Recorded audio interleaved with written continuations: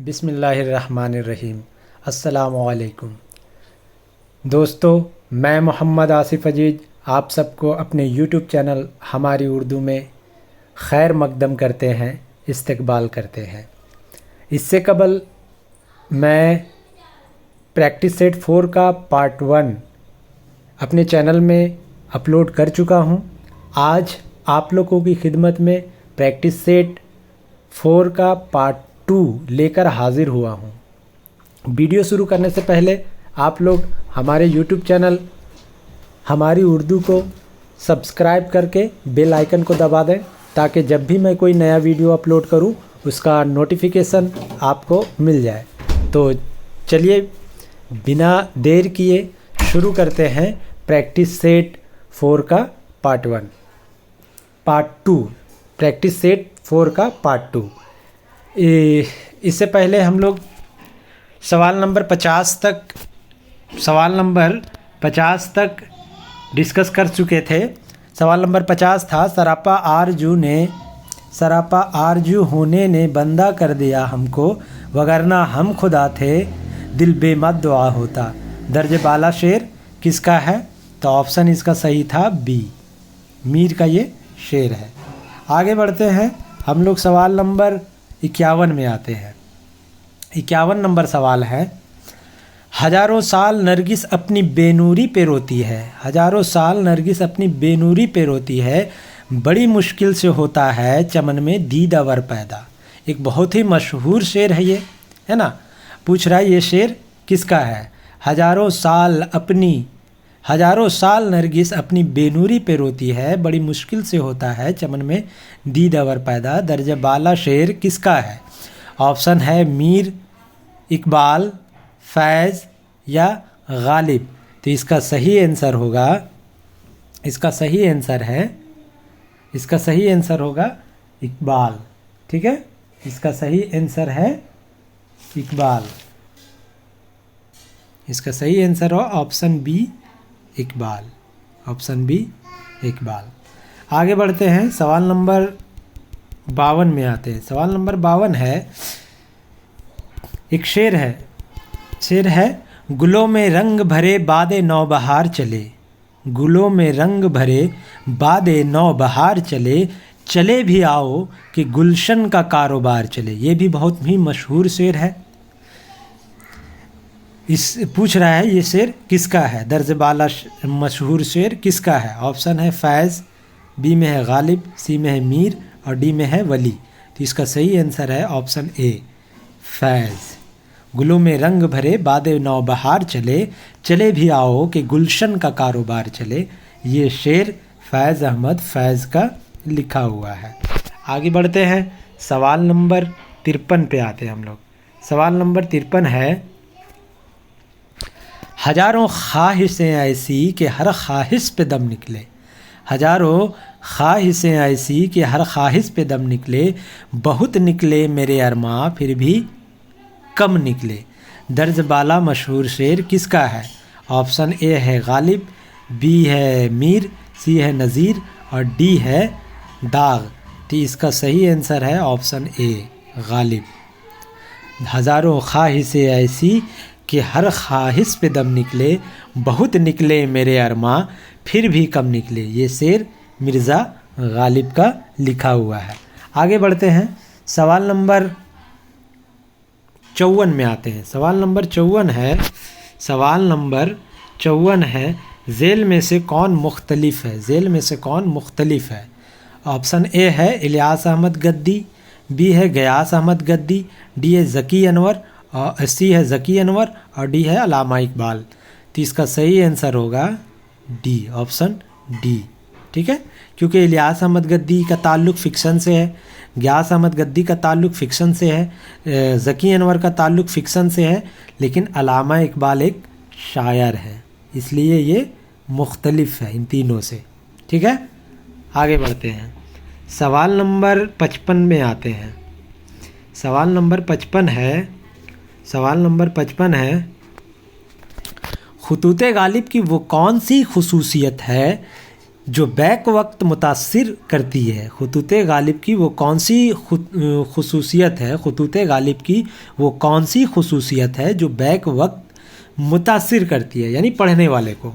तो क्या है ऑप्शन, तसव्वुफ़ के मज़ामीन पाए जाते हैं उसमें इसलिए मुतासिर होता है लोग, या इश्किया तसव्वुरात हैं उसमें इसलिए मुतासिर होता है लोग, या बेतकल्लुफ़ अंदाज़े बयान व बजला संजी है, या मुतहीरुल कौल वाक़यात है इसमें। ठीक है, तो इसका सही आंसर होगा ऑप्शन सी, यानी बेतकल्लुफ़ अंदाज़े बयान है मिलता है खतूत गालिब में, और बजला संजी यानी उसमें हंसी मजाक छेड़छाड़ की बातें, गालिब जिससे मुखातिब होता है अपने खतूत में उससे वो हंसी मजाक भी करता है, उसे छेड़ता भी है, तो वो सारा चीज़ जो है बेतकल्लुफ़ अंदाज़े बयान बजला संजी इसका सही आंसर होगा। आगे बढ़ते हैं, सवाल नंबर 56 पे आते हैं। सवाल नंबर 56 में है, ज़ेल में से कौन इकबाल का शारह है। शारह का मतलब होता है तसरीह करने वाला, तसरीह करने वाला। शारह का मतलब होता है तसरीह करने वाला। तो यहाँ पे पूछ रहा है कि ज़ेल में से कौन इकबाल का शारह है, यानी इकबाल के कलाम को जो है इन्होंने तसरीह किया है, तो कौन है वो। तो ऑप्शन ए है शमसुर रहमान फ़ारूकी, बी में है यूसुफ सलीम चिश्ती, सी में है हामिद काश्मीरी, डी में है नज़म तबाई। तो इसका सही आंसर होगा B, option B, Yusuf Salim Chishti. Yusuf Salim Chishti Iqbal के शारह माने जाते हैं, इकबाल के कलाम के शारह माने जाते हैं। 57 नंबर सवाल में आते हैं। कह रहा है, इकबाल ने अपनी नज़म में गालिब को किस शायर का हमनवा बताया है। इकबाल ने अपनी नज़म में गालिब को किस शायर का हमनवा बताया है। ये जो ऑप्शन में है केटस, वुडजुथ, शेक्सपियर, गोइटे, ये सब नाम जो है हम देख रहे हैं वो मगरिबी अदब का है, यानी अंग्रेज़ी अदब से ताल्लुक़ रखता है। ये लोग मगरिबी अदब से ताल्लुक़ रखता है ये नाम। तो गालिब इनमें से इकबाल इनमें से किसको गालिब का हमनवा बताया है, यानी हमनवा का मतलब होता है हम ख्याल या साथी, हम ख्याल या साथी, हम ख्याल या साथी। ठीक है, तो गालिब को इकबाल ने दर्जा झेल में से किसका हमनवा बताया है। ऑप्शन है केटस, वुडजुथ, शेक्सपियर या गोइटे। तो इसका सही आंसर होगा ऑप्शन डी, गोइटे का हमनवा बताया। आगे बढ़ते हैं, सवाल नंबर 58 में आते हैं। सवाल नंबर 58 क्या है, इकबाल को फासिस्ट शायर किसने कहा। इकबाल को फासिस्ट शायर किसने कहा। फासिस्ट बताए थे ना दूसरे वीडियो में कि फासिस्ट दरअसल उसको कहा जाता है जो कौम परस्ती के नज़रिए को मानता है, उसे फासिस्ट कहा जाता है। अपने ही कौम के बारे में जो सोचता है उसे फासिस्ट कहा जाता है। तो किसने इकबाल को फासिस्ट शायर कहा है, किसने इकबाल को फासिस्ट शायर कहा है। ऑप्शन है अली सरदार जाफरी, मुमताज़ हुसैन, अख्तर हुसैन रायपुरी, वारिस अलवी। तो इसका सही आंसर है ऑप्शन सी, अख्तर हुसैन रायपुरी ने अल्लामा इकबाल को फासिस्ट शायर कहा है।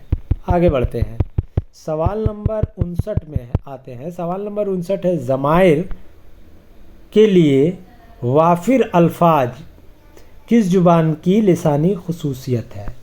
यानी जो उर्दू में ज़मीर है ना, वो सबसे ज़्यादा अल्फाज किस ज़ुबान की खुसूसियत है। दक्कनी उर्दू, अवधी, गुजरी या मराठी। दक्कनी उर्दू, अवधी, गुजरी या मराठी। इसका सही आंसर होगा सी, ऑप्शन सी। ज़माइर के लिए वाफिर अल्फाज किस जुबान की लिसानी खुसूसियात है, यानी तो वो हो जाएगा गुजरी। आगे बढ़ते हैं, सवाल नंबर 60 में आते हैं।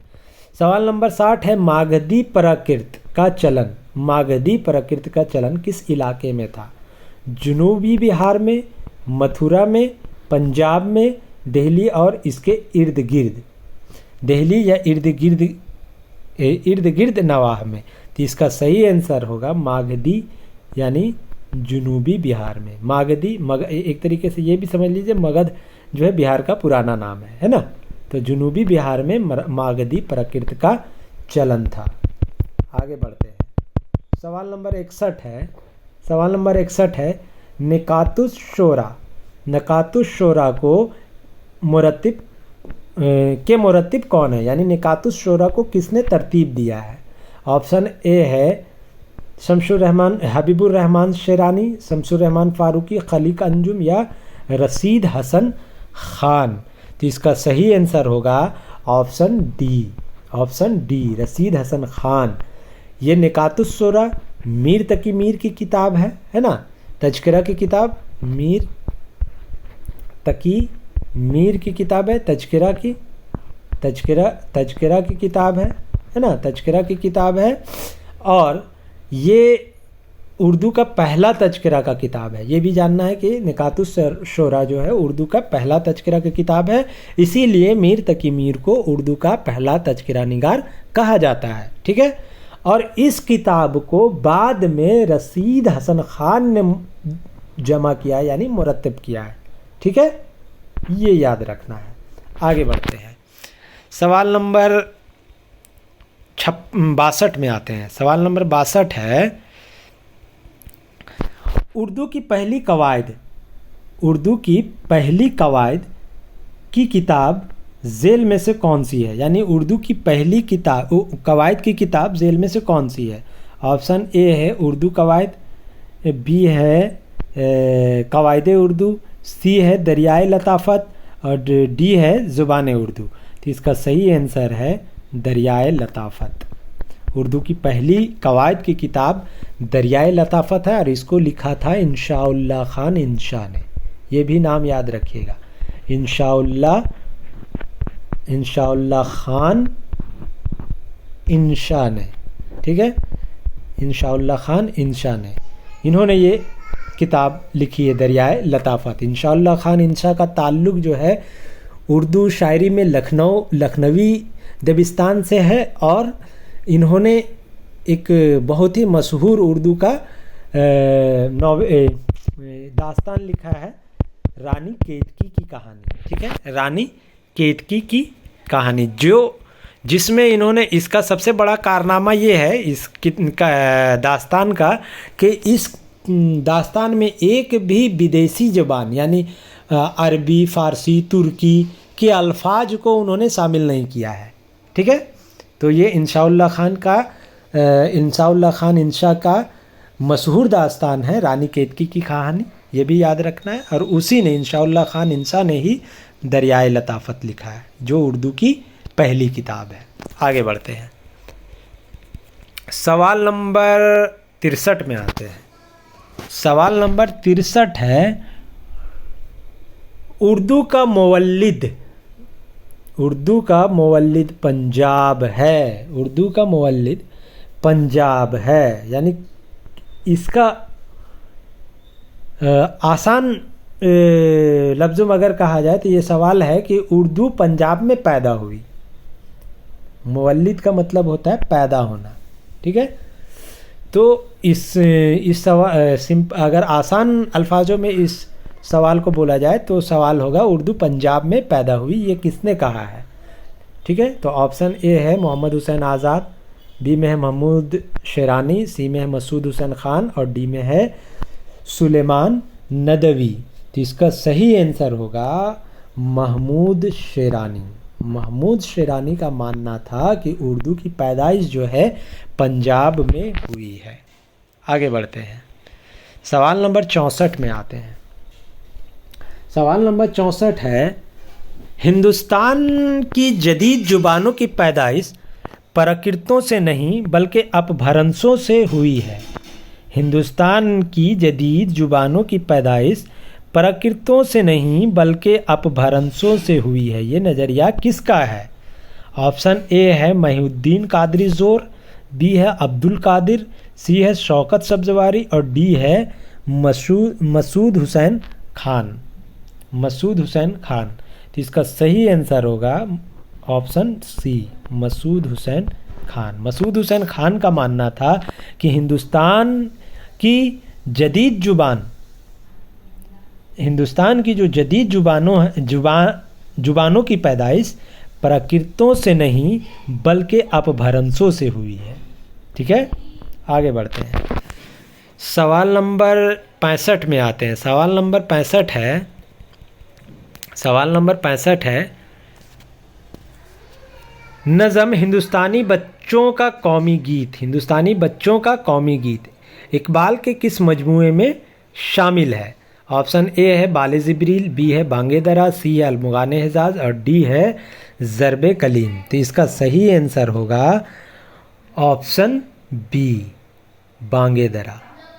हिंदुस्तानी बच्चों का कौमी गीत ये इकबाल की नज़म है जो उसके शेरी मजमुआ बांगे दरा में शामिल है। चलिए आगे बढ़ते हैं। सवाल नंबर 66 में आते हैं। सवाल नंबर 66 है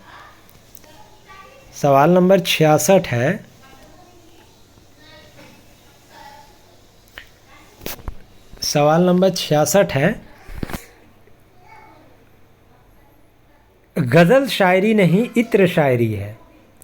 गज़ल शायरी नहीं इत्र शायरी है। ये कॉल किसका है? फ़िराक, रशीद अहमद सिद्दीकी, मीर या गालिब की? तो इसका सही आंसर होगा फ़िराक गोरखपुरी। फ़िराक गोरखपुरी का कहना था कि गज़ल शायरी नहीं बल्कि इत्र शायरी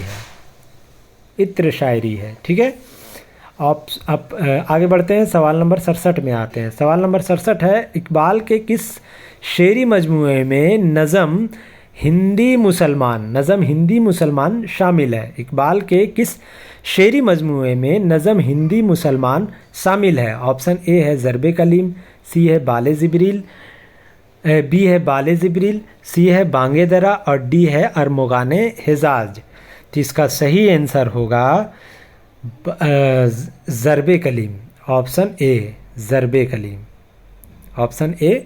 कलीम। हिंदी मुसलमान एक अल्लामा इकबाल की नज़म है जो उनका शेरी मजमुआ ज़रबे कलीम में शामिल है। आगे बढ़ते हैं। सवाल नंबर 68 में आते हैं, 68 में आते हैं। 68 में है अब्दुल कादिर ने ये अब्दुल कादिर कौन थे? अल्लामा इकबाल के दोस्तों में से थे। ठीक है, ये याद रखिएगा, अल्लामा इकबाल के दोस्तों में थे अब्दुल कादिर। तो अब्दुल कादिर ने इकबाल के मजमुए बांगे दरा की कौन सी नज़म को बांगे दरा का दिल कहा है? यानी ये अब्दुल कादिर जो इकबाल के दोस्त थे, इन्होंने बांगे दरा में जो तमाम नज़में हैं उनमें से एक नज़म को बांगे दरा का दिल कहा है। ठीक है, तो वो कौन सी नज़म है? ऑप्शन ए है परिंदे की फरियाद, बी है नया शिवाला, सी है शिकवा, डी है शमा और शायर। तो इसका सही जवाब होगा शमा और शायर। इस नज़म को, शमा और शायर को अब्दुल कादिर ने बांगे दरा का दिल कहा है। ठीक है, शमा और शायर को अब्दुल कादिर ने बांगे दरा का दिल कहा है। ये सवाल बहुत बार पूछता है। ठीक है, चलिए आगे बढ़ते हैं। सवाल नंबर 69 है नावल की जगह वहाँ होती है जहाँ तारीख़ का सफ़ा सफ़ेद सादा होते हैं। नावल की जगह वहाँ होती है जहाँ तारीख़ का सफ़ा सफ़ेद यानी सादा होते हैं। ये कॉल किसका है? ऑप्शन ए है एहसन फारूकी, अली अब्बास हुसैनी, सुहेल बुखारी, यूसुफ सरमस्त।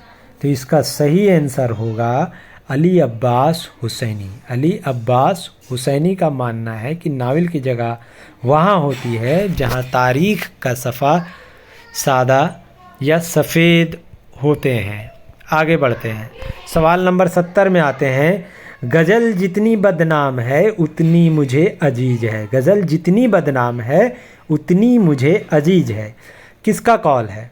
ऑप्शन ए है कलीमुद्दीन अहमद, बी में है रशीद अहमद सिद्दीकी, सी में है एहतसाम हुसैन, डी में है फ़िराक गोरखपुरी।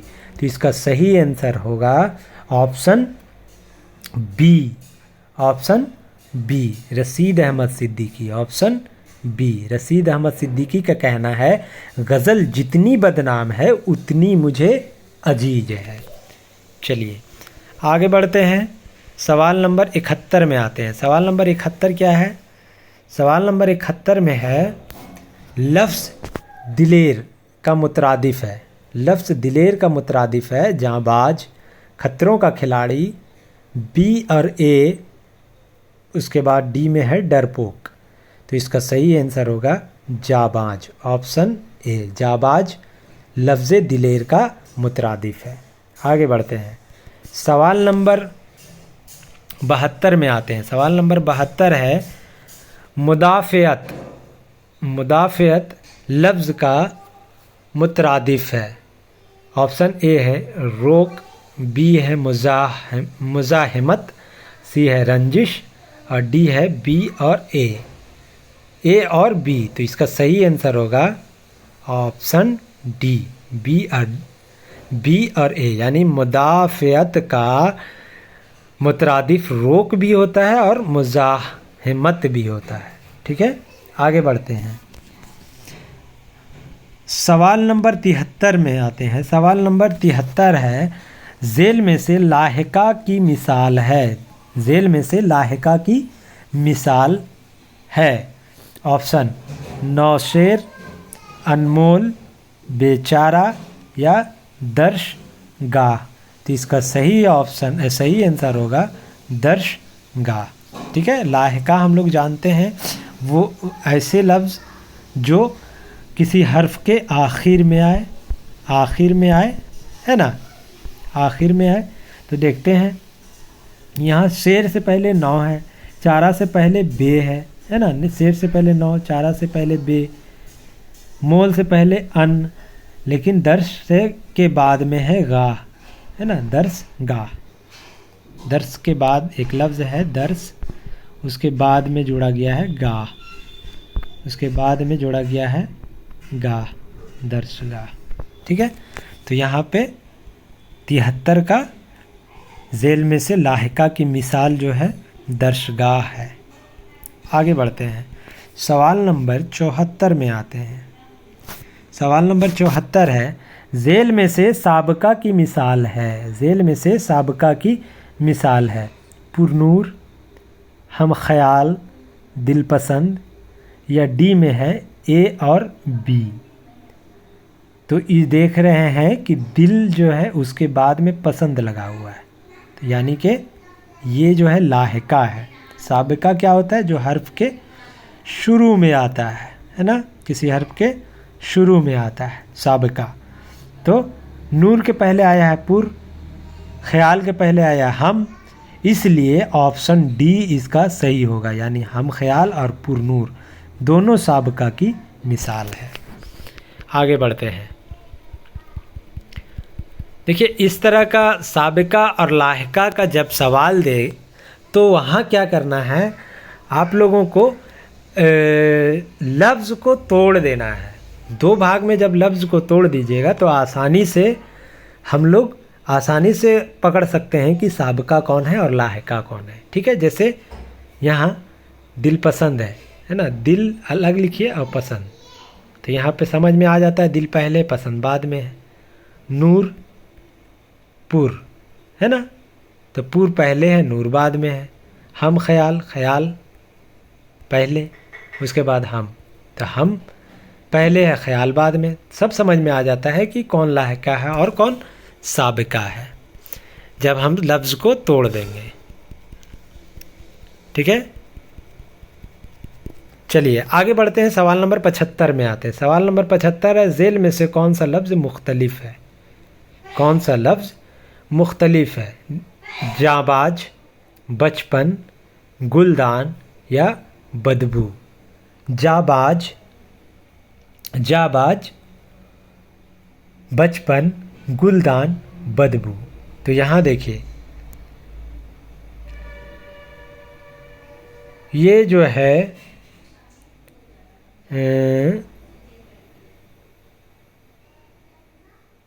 ये तीन जो है इसमें साबिका है।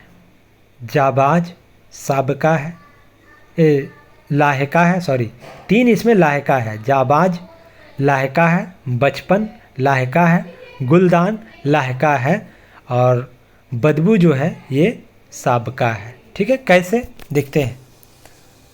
पहला है जाबाज,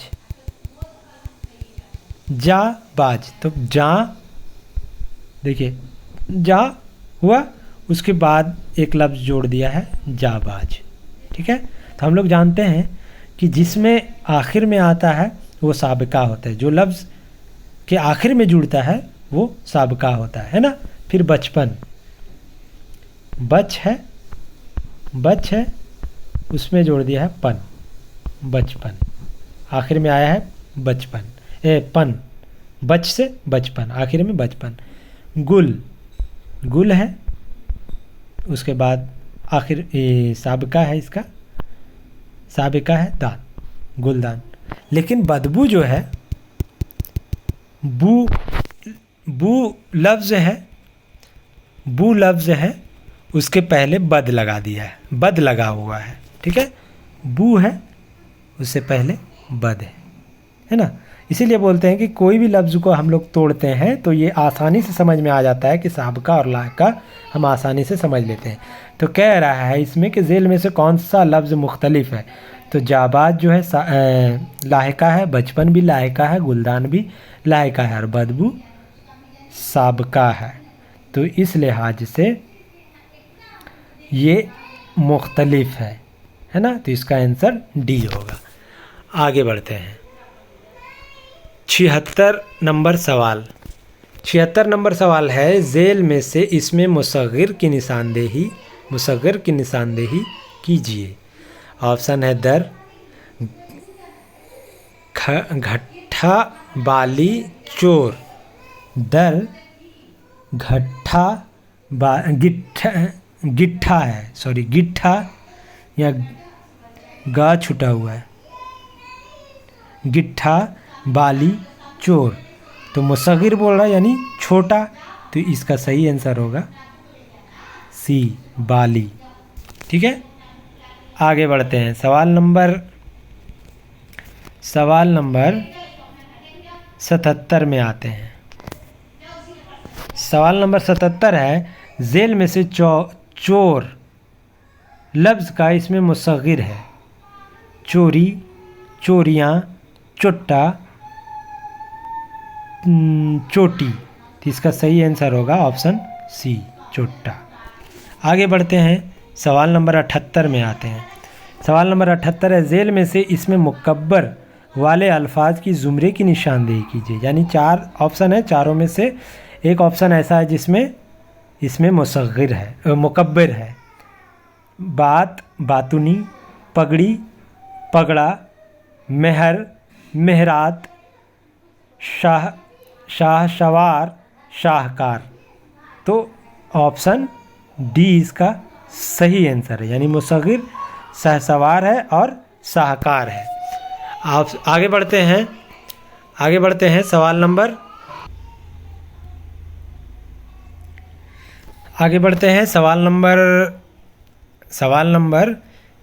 79 यानी 79 पे आते हैं। सवाल नंबर 79 है, जदीद लफ्ज़ जदीद का मुतरादिफ है। ऑप्शन ए है पुराना, बी है जिद्दत, सी है कदीम और डी है नया। इसका सही आंसर होगा नया। ठीक है, इसका सही आंसर होगा नया। इसका सही आंसर होगा नया। आगे बढ़ते हैं। सवाल नंबर चलिए आगे बढ़ते हैं। सवाल नंबर 80 में आते हैं। सवाल नंबर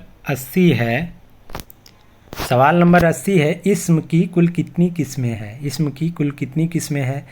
ऑप्शन ए है 4, 5, 8, 9। तो सही आंसर होगा बी, 5 किस्में। इस्म की कुल 5 किस्में हैं। सवाल नंबर 81 में आते हैं। सवाल नंबर 81 है सैयद अहमद शमीम का ताल्लुक़ झारखंड के किस शहर से है? सैयद अहमद शमीम का ताल्लुक़ झारखंड के किस शहर से है? ऑप्शन ए है जमशेदपुर, चतरा, ढाल्टनगंज, बोकारो। इसका सही आंसर होगा जमशेदपुर। सैयद अहमद शमीम का ताल्लुक़ झारखंड के जमशेदपुर से है। ऑप्शन नंबर 82 में आते हैं।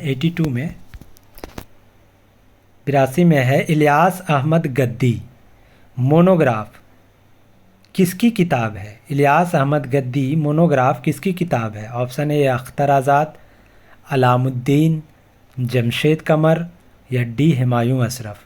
तो इसका सही आंसर होगा ऑप्शन डी, हुमायूं अशरफ। हुमायूं अशरफ की किताब है इलियास अहमद गद्दी मोनोग्राफ। आगे बढ़ते हैं। सवाल नंबर 83 में आते हैं। 83 बिहारी लकड़ा का ताल्लुक़ झेल में से किस ज़ुबान से है? बिहारी लकड़ा का ताल्लुक़ झेल में से किस ज़ुबान से है? ए है मुंडारी, बी है खोरठा, सी है कुड़ुख और सी है संथाली। तो इसका सही आंसर होगा बिहारी लकड़ा का ताल्लुक़ जो है, बिहारी लकड़ा का ताल्लुक़ कुड़ुख से है। ऑप्शन सी कुड़ुख से है। आगे बढ़ते हैं। सवाल नंबर 84 में आते हैं। सवाल नंबर 84 है राम अवतार का ताल्लुक़ झेल में से किससे है? राम अवतार का ताल्लुक़, राम अवतार यहाँ एक किरदार है, ठीक है, किरदार है। राम अवतार का ताल्लुक़ झेल में से किससे है? ऑप्शन ए है परिंदा पकड़ने वाली गाड़ी, बी है फायर एरिया, सी है निर्वाण या डी है मिसेस जॉन। इसका सही आंसर होगा option B, fire area. Ram Avtar का ताल्लुक़ या राम अवतार जो किरदार है वो फायर एरिया में है, नॉवेल फायर एरिया में, ठीक है। आगे बढ़ते हैं। सवाल नंबर 85 में आते हैं। सवाल नंबर 85 है लक्का कबूतर के परों की हवा झेल में से किसको चाहिए था? लक्का कबूतर के परों की हवा झेल में से किसको चाहिए था? ऑप्शन ए है लड़के को, बी है लड़के की माँ को, सी है मुसन्निफ़ को और डी है लड़के की बहन को। इसका सही आंसर होगा ऑप्शन डी, लड़के की बहन को, ठीक है। ये सवाल जो है अफसाना परिंदा पकड़ने वाली गाड़ी से है, ठीक है। गयास अहमद गद्दी का जो अफसाना है परिंदा पकड़ने वाली गाड़ी उससे है। उसमें जो लड़का तितली को माचिस की डिबिया में छिपा के रखा था, उसी लड़के की बहन को लकवा लगा रहता है, ठीक है। इसीलिए उसको लका कबूतर एक होता है, उसकी हवा, उसकी परों की हवा की ज़रूरत होती है, ठीक है। तो इस 85 का आंसर होगा डी, लड़के की बहन को। आगे बढ़ते हैं। सवाल नंबर 86 में आते हैं। सवाल नंबर 86 है मुन्नी बाई हकारत से मेरी तरफ देखती है, मुन्नी बाई हकारत से मेरी तरफ देखती है और थूक देती है, ऐसी ही कहानी लिखी जाती है जी। ये इक़्तिबास किससे अखज़ है? परिंदा पकड़ने वाली गाड़ी, निर्वाण, फायर एरिया, मिसेस जॉन। तो इसका सही आंसर होगा ऑप्शन ए। ये इक़्तिबास जो है परिंदा पकड़ने वाली गाड़ी से लिया गया है। मुन्नी बाई जो है एक किरदार है परिंदा पकड़ने वाली गाड़ी का। ठीक है, अफसाना परिंदा पकड़ने वाली गाड़ी का। आगे बढ़ते हैं, सवाल नंबर 87 में आते हैं। सवाल नंबर 87 है, सवाल नंबर 87 है, ज़की अनवर की शादी किससे हुई थी? ज़की अनवर की शादी किससे हुई थी? फिरोज़ बानो, बानो बेगम, बेगम नईमा या सुल्ताना बानो? तो इसका सही आंसर होगा फिरोज़ बानो, ऑप्शन ए, फिरोज़ बानो। ज़की अनवर की अहलिया का नाम फिरोज़ बानो था। आगे बढ़ते हैं, सवाल नंबर 88 में आते हैं। जेल में से किनको यूजीसी फेलोशिप मिला था? जेल में से किनको यूजीसी फेलोशिप मिला था? ऑप्शन ए है ज़की अनवर, इलियास अहमद गद्दी, शीन अख्तर या फैज़ अहमद फैज़। तो इसका सही आंसर होगा ऑप्शन सी, शीन अख्तर को यूजीसी का फेलोशिप मिला था। आगे बढ़ते हैं, अफसानवी मजमुआ 89 में आते हैं। 89 में है अफसानवी मजमुआ जिंदा की एक रात। अफसानवी मजमुआ जिंदा की एक रात कब शाये हुआ था? ऑप्शन ए है 1962, option B 1964, option C 1977, option D है 2002। तो इसका सही आंसर होगा ऑप्शन बी 1964, ऑप्शन बी 1964, यानी अफसानवी मजमुआ जिंदा की एक शाम, जो शीन अख्तर की अफसानवी मजमुआ है ना, शीन अख्तर की जिंदा की एक रात, ये शाये हुआ था 1964 में। आगे बढ़ते हैं, सवाल नंबर 90 में आते हैं। 90 में है चटर्जी कंपाउंड का जिक्र जेल में से किस में आया है? चटर्जी कंपाउंड का जिक्र जेल में से किस में आया है? ऑप्शन ए है निर्वाण, बी में फायर एरिया, सी में मिसेस जॉन और डी में है परिंदा पकड़ने वाली गाड़ी। तो इसका सही आंसर होगा ऑप्शन सी, मिसेस जॉन जो अफसाना है, इस अफसाने में चटर्जी कंपाउंड का जिक्र आया है, यानी ये मिसेस जॉन जो होती हैं इसी कंपाउंड में वो रहती हैं। ठीक है, आगे बढ़ते हैं, सवाल नंबर 91 में आते हैं। सवाल नंबर 91 में है बड़े डील डोल की दराज फरवा अंदाम औरत थी, कद, सेहत और शक्ल सूरत की बाहमी मुनासबत से ऐसी औरत कम पैदा होती है। इस इक्तिबास में रावी किसकी तारीफ़ कर रहा है? ये इक्तिबास जो है मिसेस जॉन अफसाने से लिया गया है। ठीक है, तो इसमें रावी किसकी तारीफ़ कर रहा है, किसके बारे में कह रहा है कि ऐसी औरत जो है कम पैदा होती है? ऑप्शन ए है मिसेस जॉन की, सलमा की, सुल्ताना की या अपनी बीवी की। ऑप्शन यहाँ सही होगा ऑप्शन ए, मिसेस जॉन की तारीफ कर रहे हैं रावी। आगे बढ़ते हैं, सवाल नंबर 92 पे आते हैं, 92 में आते हैं। मेज पर पड़ी कौन सी चीज रावी का मुंह चिढ़ा रही थी? मेज पर पड़ी कौन सी चीज रावी का मुंह चिढ़ा रही थी? ये सवाल भी अफसाना मिसेस जॉन से आया है। ठीक है, मिसेस जॉन से आया है, लिया गया है। मेज पर पड़ी कौन सी चीज रावी का मुंह चिढ़ा रही थी? लालटेन, गुलदान, 50 रुपये या तस्वीर? तो इसका सही आंसर होगा 50 रुपये, है ना, जो मिसेस जॉन देती हैं रावी को। ठीक है, क्योंकि रावी ये समझता है कि वो पैसा ली है जिसके वजह से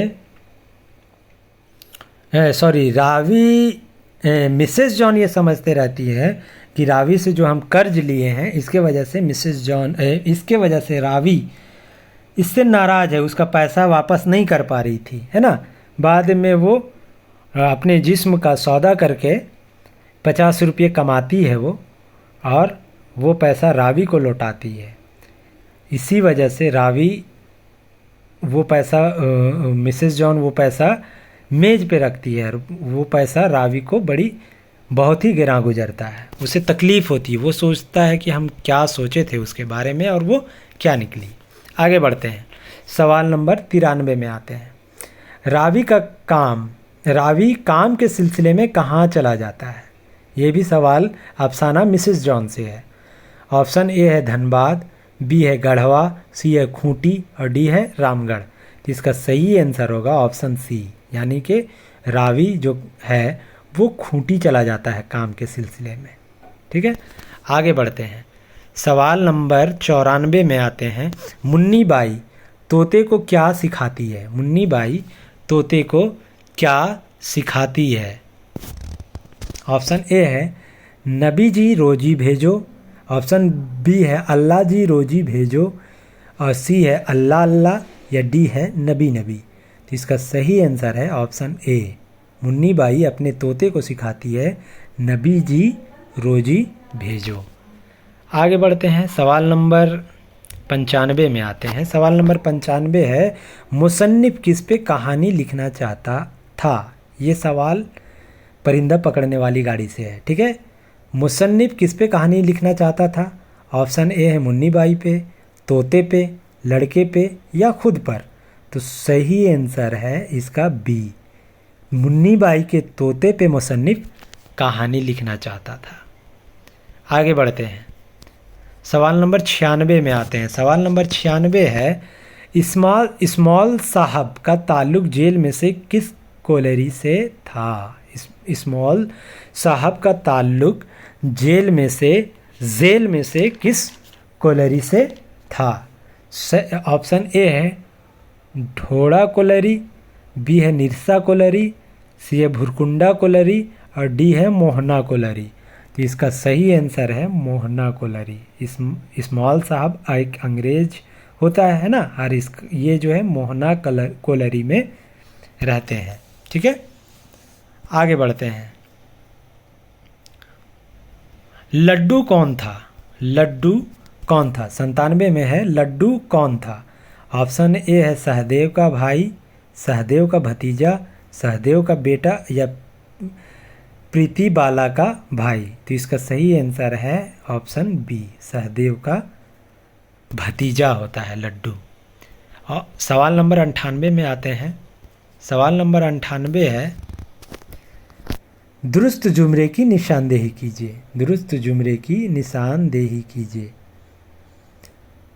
हम लोगों को इसमें तलाश करना है कि इसमें क्योंकि यहाँ देख रहे हैं हम सब ऑप्शन में इलियास अहमद गद्दी की तख्लीकात हैं, इलियास अहमद गद्दी के तख्लीकात हैं सब में, लेकिन इसमें मिक्स भी है, जैसे ज़ख़म, आदमी, मगधपुरी का दास्तान गो।